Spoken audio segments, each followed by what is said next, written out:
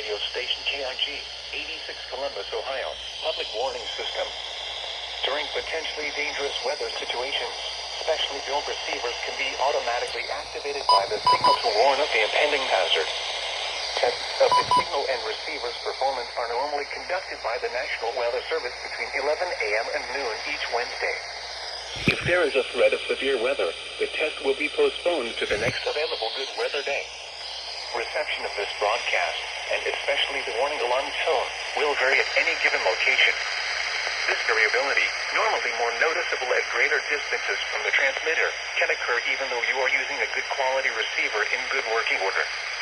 The warning alarm tone will be activated for hazardous watches and warnings for the following counties: Champaign, Clark, Delaware, Fairfield, Fayette, Franklin, Greene, Hawkins, Knox, Licking, Madison, Marion, Morrow, Muskingum, Perry, Pickaway, and Union.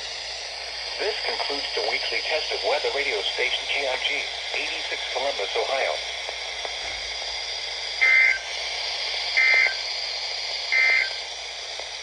Now here is the...